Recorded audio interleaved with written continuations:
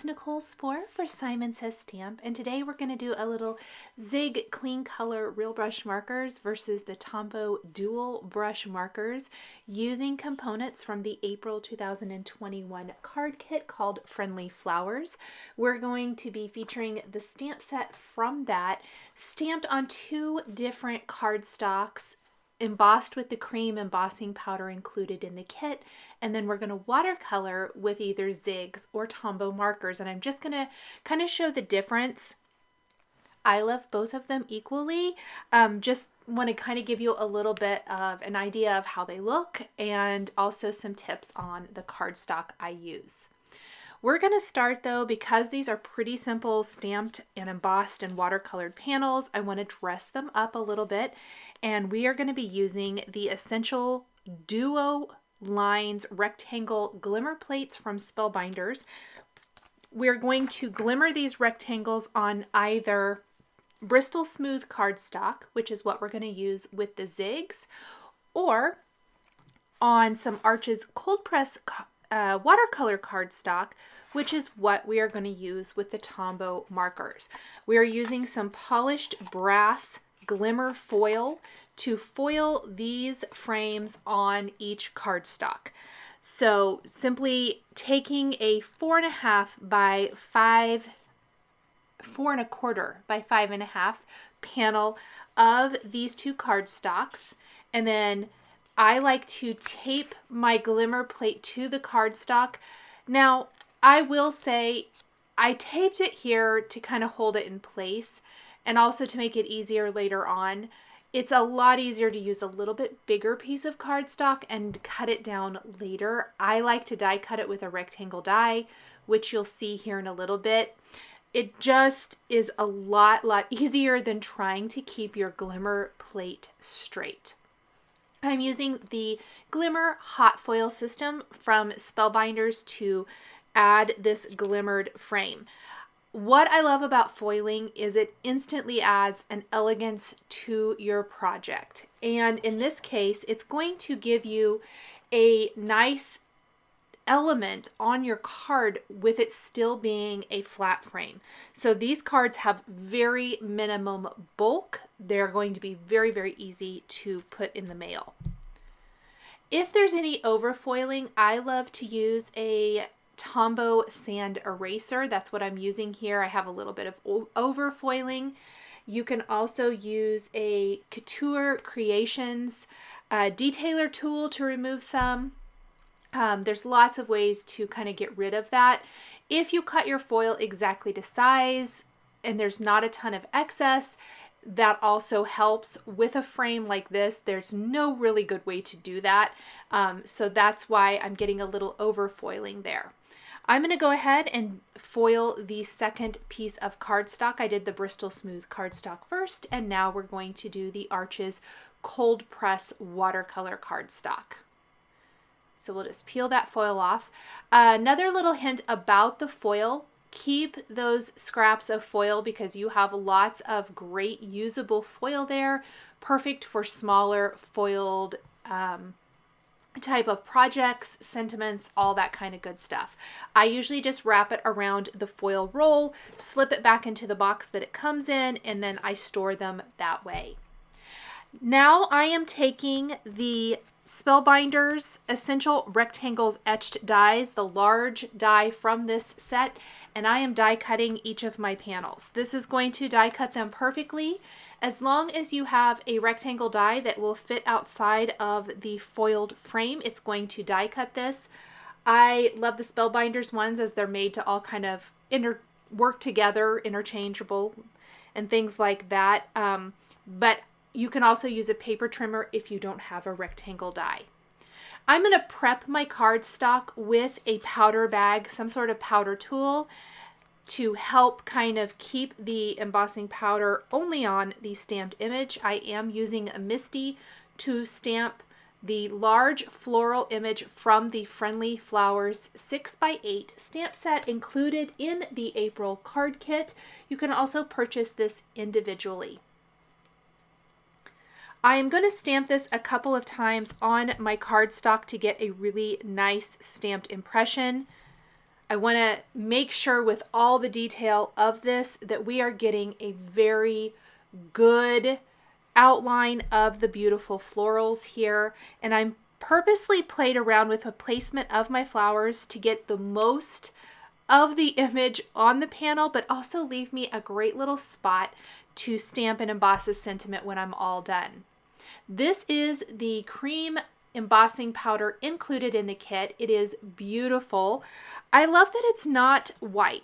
This is going to be really great and work super nice with the cream note cards included in the kit, which we are going to be placing each of these panels on when we're finished coloring them in. I know it is so hard to see the cream on white here. Hopefully, as I start watercoloring, it's going to help make these a little bit more visible. I really like the cream outline though, as it's nice and subtle. If you want a little bit darker outline, I'm also a big fan of like the antique gold embossing powder. A hint for heat embossing and keeping hopefully the warping of your panel to a minimum. Make sure your heat tool is good and warm before you bring it to your cardstock. I generally like to let mine heat up for about, I don't know, 20 seconds, 20 to 30 seconds before I bring it to the cardstock. And then I like to heat the back of the panel as well as the front of the panel. So I usually heat the back of the panel first, and then I will take it to the actual embossed side. And by that point, the cardstock is warmed up and it's going to melt the embossing powder really quickly. There are some light areas around the frame here that didn't foil super great, especially on the Arches Cold Press watercolor cardstock. I am going to assume that that is because this cardstock does have a bit of texture to it, maybe doesn't take the foiling as great. I purposely picked the area that's the lightest to place up at the top because I am stamping and embossing over that. So it'll help disguise it a little bit. It does not bother me a lot to have those kind of areas. I kind of like the distressed look of it. We're going to do the same thing with this panel. We're sprinkling on the cream embossing powder.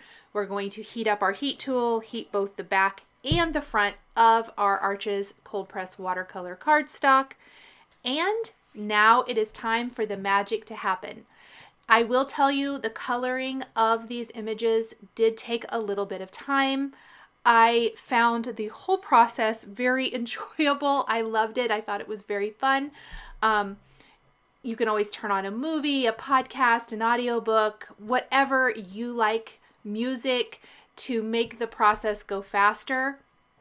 But it's definitely a little bit of a process. I'm going to do the zig card first. And I am laying down my darkest color on one of the larger flowers. We're going to start with a larger image here and then kind of work our way down and then up. I'm using geranium red, and we're going to pull out some of that color with pale orange. This might sound like a funny color combination, but I hope you can already see how beautiful these two colors work together. I really love how they look. And I'm only kind of pulling out that dark color with the lighter color. I like to keep a scrap piece of paper close to my work surface so I can constantly clean the tip of the lighter marker off. Then we're going to take a water brush pen filled with water, and we're going to pull that color out even more. This is kind of a faux watercolor type of look. The embossing helps keep the watercolor in each of those little areas so well. And I love the finished result. I love how beautiful this flower is. We're going to go ahead and hold off coloring in the center of this flower until the rest of it has completely dried. So we'll just move on now to some of the greenery. For the greenery on the zig card, I am using combinations. In this case, we're using like deep green, light green, or yellow green, or any combination of those three markers. If the area is super small, like some of those like grassy sprigs there that I colored to the left, I'm not going to add water to those. They are very, very tiny. I'm using the detailed tip of the zig clean color brush to color those in. I don't want to introduce water there, as I really feel like it's just going to spill outside of the embossing line. Now with these bigger leaves, you'll notice that I am doing much like I did with the large flower, where I'm laying down the dark color, pulling out with a lighter color, and then blending the whole thing with a water brush pen. My kind of rule for working with this, and I say rule in air quotes, it's not really a rule, it's just kind of how I do it, is I like to do or introduce the water to the larger areas, but for smaller ones, I'll just blend with the markers themselves. So those small leaves I just did are turquoise green and pale green, which is kind of a aqua-ish color, but I loved how it works so beautifully with the rest of the card, and I like that it's introducing a little bit different greenery color to the design. Now I just used another combination of colors that doesn't seem like it'll go together, but I love how it kind of gives the look of some lilies. I used, I believe, light violet and pale yellow for those, and you're going to see more of those in a little bit. Let's go ahead and color in our other large flower. Again, we're going to keep with the same color combination. To make it easy, I really tried to stick with consistent colors. So the large flowers are the same colors, geranium red and pale orange. The little berry type things are going to be bright yellow and yellow. Greenery, I've given those color combinations, and we'll talk about those again as we color more of the design. But I really like to kind of just keep it consistent. It made it a lot easier to not be changing it up constantly. And I'm loving how these colors look. You'll notice when I get to coloring with the Tombow markers on the next panel, I tried to kind of pick similar colors. They're not going to be exactly the same, but definitely kind of the same kind of vibe. Gonna introduce some more of that deep green. The more of the bigger areas I think you can get colored, it helps lead to the smaller areas and what you might be missing. That's kind of how my rule of thumb when coloring often, and you'll notice that I do try to move around a bit. If I'm introducing water to any of these areas, I don't want to get my hand in it, so I will generally move somewhere else, if at all possible, to color that in and just kind of keep away from the water while that part of the image is drying. There's also a couple of little bud flowers in here that I'm going to color with geranium red and pale orange to keep with the consistency.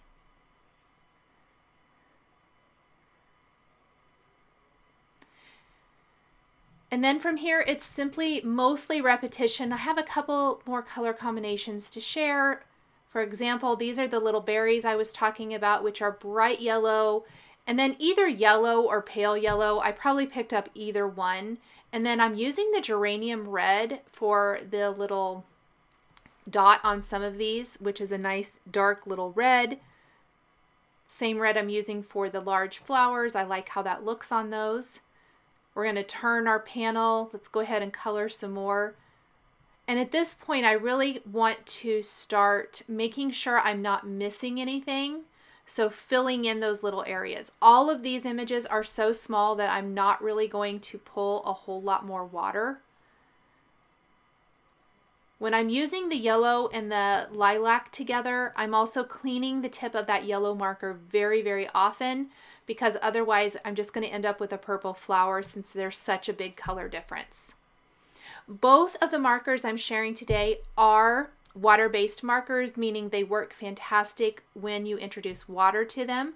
You can use them with or without water. Both cards are going to show using some water with some of the larger shapes and images, and then not using water for the smaller areas. So very, very similar in that way. The only, I shouldn't say the only, but one of the biggest differences for me is that I only use Bristol Smooth cardstock with the Zig Clean Color Real Brush markers. In my opinion, this gives you the best results. They blend like butter on this cardstock. I have not had good luck with watercolor cardstock with them, or anything else really for that matter. You just don't get the blend that you're seeing here. It isn't great by any means.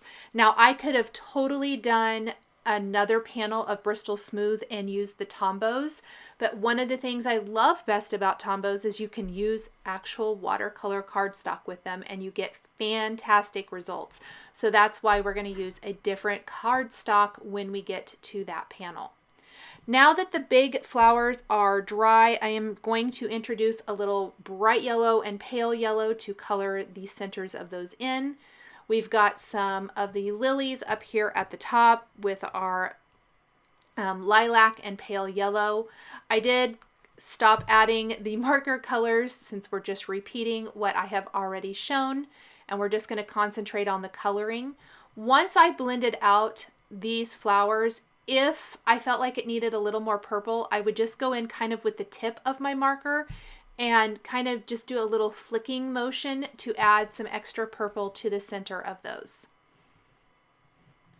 There's quite a lot going on up here at the top of the panel. I got almost all of the image onto the panel. You can see there's a nice area in the bottom left corner that's going to be perfect for our stamped and embossed sentiment. So we'll grab just a little bit more here. It looks like there's a few more little berries. And then another leaf, I believe, and another lily.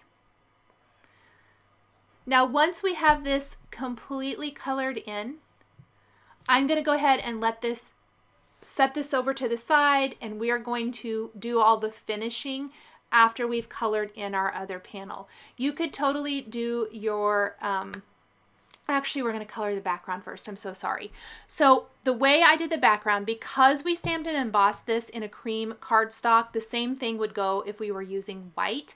I want some of those little areas like the stems and things to show up, but I don't want my background to be super dark.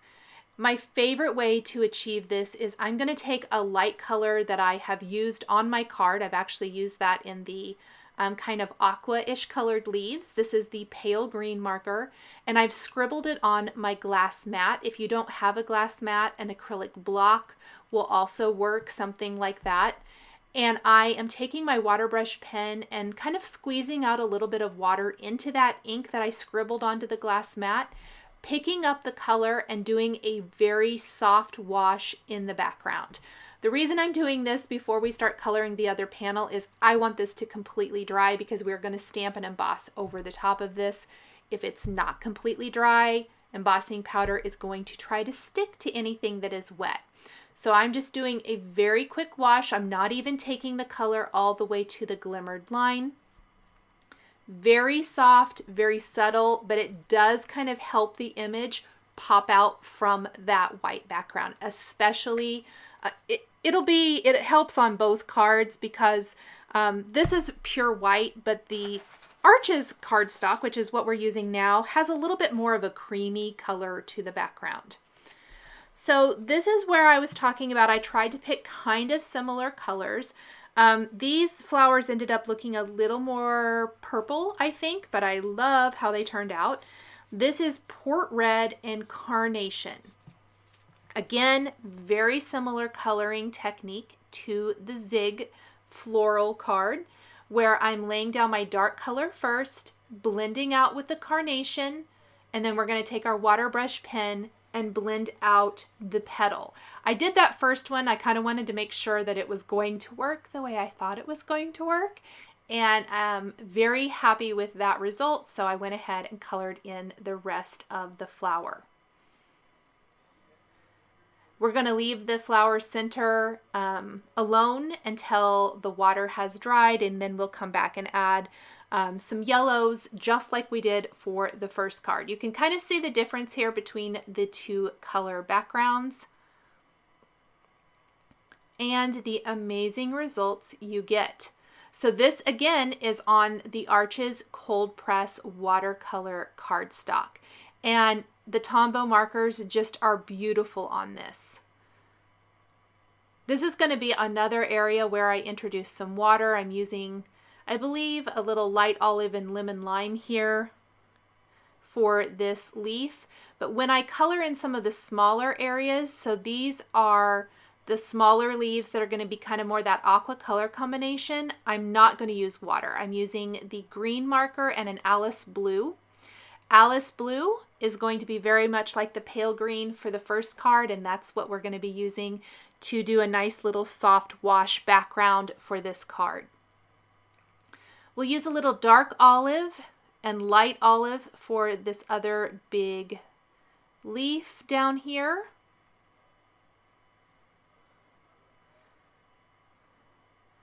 And then a nice little baby yellow and add in a little deep magenta. But I am going to use a water brush pen. I need to clean the tip of that often, but that's a little unlike the other card where I didn't end up using the water brush pen with those. I did use it here. For my little berries, we're using baby yellow and chrome yellow. I did not use water for those, nor did I use it for any of these little greenery pieces.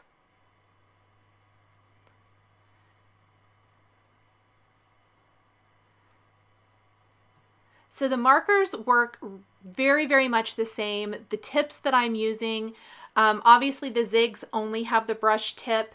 The Tombows have a brush tip and they have a bullet tip. So if you need to do some fine detailing, that is where one of the great benefits of the Tombow markers. I am not using those today, but definitely have used them for some other detailing in some other videos I've done, and it works great. I felt like this leaf was a little flat, but I've already introduced water to it. So what I'm going to do is let it completely dry, and then you can come back and color on top if you want to deepen and darken that. So as soon as that is dried all the way, we're going to fix that leaf up, because to me it just didn't have the depth and dimension that some of the others have had. And this is a good example of, I started with the large flower, kind of worked my way down. I flipped my panel around, and now we're going to be working the other way. And I flipped it upside down to help keep my hand out of any water that might be on the panel. In the past, I've learned my lesson because I have dragged my hand through wet ink and ruined a project. So I'm trying to be really careful there and just making sure that wherever my hand is, I haven't just colored. For whatever reason, I just love that little bud with the green, the delicate green leaves. I think it's so pretty. Very quickly now, I'm definitely seeing the light at the end of the tunnel with all of this coloring. I do get asked a lot about how long it takes me to color. I will tell you, I think each of these backgrounds probably took me close to an hour maybe to color. I did not time it exactly, but if I remember correctly, I think each took about an hour. If that helps anyone kind of gauge time-wise what it might take to recreate.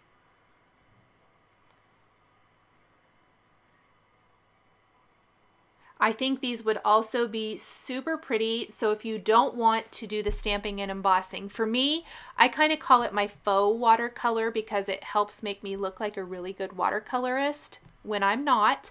But it holds the color inside the line. I would love to see these done with like a no-line coloring ink instead of the embossing. I think you could get some really beautiful detail with that as well, using your the same markers and everything to do that kind of a look. Again, I flipped the panel because I just colored in that large flower. I do not want to get my hand in it. And then we'll just kind of move over here.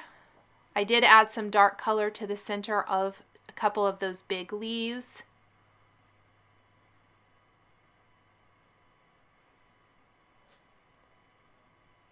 Always double checking because there are so many little parts and pieces here, just to hope that I haven't missed anything. Let's go ahead and add in our green and Alice blue for those kind of aqua-ish leaves. We got another big green leaf here. A couple of them up at the top.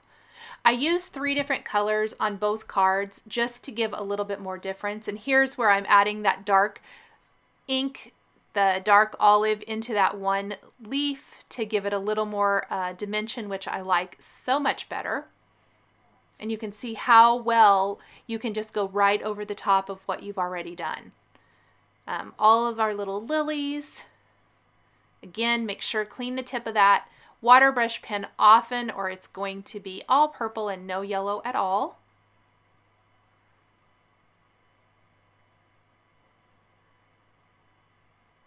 And being kind of careful because I just colored those lilies. Got our leaf here, and then we've got some little berries. And I think that is it. So from now, we are going to take the Alice blue marker, using those yellows to color in the center of our flowers again. I'm going to take the Alice blue, which is really similar to the pale green from the first card. We're going to scribble it onto our glass mat or an acrylic block. And just like before, we're going to pick that color up with our water brush pen and do this beautiful little color wash right around the image. Not taking it all the way to the foiling line, and just kind of trying to get a very natural, very light wash of color with no harsh lines. Make sure and kind of get up next to all of the image. I would highly recommend that you make sure that everything you've already colored is dry first. I know there was one little area on this one. I picked up a little bit of green. It didn't bother me too much. In fact, I can't even remember where it is. Maybe I'll see myself do it. It's probably right up around here. Oh, it's right here. I just kind of grabbed some water, cleaned the tip of my water brush pen, and went back and just tried to pick up some of that green so it's more of that beautiful aqua. The more water you add, the lighter the wash is going to be. This is a nice light color anyway. I purposely went with this super light color as I just want it to highlight my image and not kind of overpower it. And there are our 2 backgrounds. Now I'm going to let both of the backgrounds completely air dry. If you are pressed for time, you can definitely hit that with a heat tool to speed up the drying process. I'm going to use a powder tool. I have my Friend Sentiment from the Friendly Flowers stamp set lined up in a Misty. I'm going to stamp that on the background with clear embossing ink and heat emboss with antique gold embossing powder. I love that the antique gold really works well with the polished brass foil that we used. I wanted something kind of nice and elegant that was going to work. We're going to do the same sentiments on both cards, but you could definitely use any of the other sentiments from this stamp set or from other stamp sets that you have. And again, heating both the front and the back of the panel.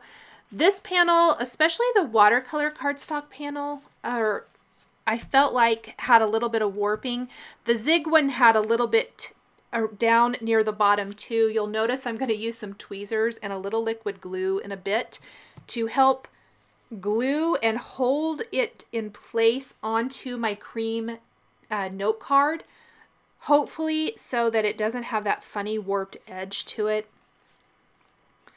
After I stamped and embossed Friend, I'm going to use the Hello and Sweet sentiments from the same stamp set. So we're making our sentiment read, Hello, Sweet Friend. I'm using a dry paintbrush to remove some stray embossing powder flakes, and then of course we're going to heat set this. Trying to keep my heat tool away from my panel, just hitting it as long as it takes to melt the embossing powder and no more. I'm going to put some nice strong adhesive on that cream note card. You get 3 of these cream note cards in the April card kit. And then I'm going to place that there. I love the cream. I think it really coordinates nicely with the cream embossing powder. But see how it's kind of lifted up down here near the bottom? I'm just running a really thin line of glue. And then I'm going to take, at first I started with acrylic blocks and I can see it's not holding it as flat as I want. So I actually switched to some tweezers. And I'm going to use those to help hold it down. The final thing I'm going to do, because almost everything on this panel is flat, is we're going to take some of these Trinity Stamps Hint of Mint hearts, which they're beautiful, like frosted and clear hearts with a hint of mint to them, which works really great with the watercolor wash I used for each. And we're going to add these little heart accents to our cards, about 4 on each. 1 down near the sentiment and 3 up in the upper right corner. Let's go ahead and do the same thing for our second panel. I'm actually using 2 different Misties. I just left my sentiments lined up in each so that I can stamp them in the exact same spot. I was letting this panel finish air drying before I added my sentiment. Exact same thing as the first one. Let's switch to our other Misty and add the Hello Sweet.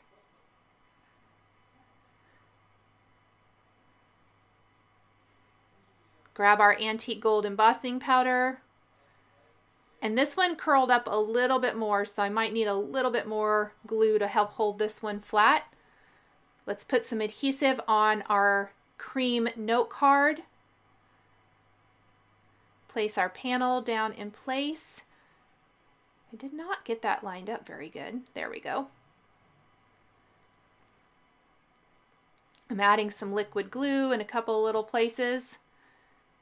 We're going to add some little dabs of Ranger Multi-Matte Medium and pop our Hint of Mint hearts in place on this panel as well.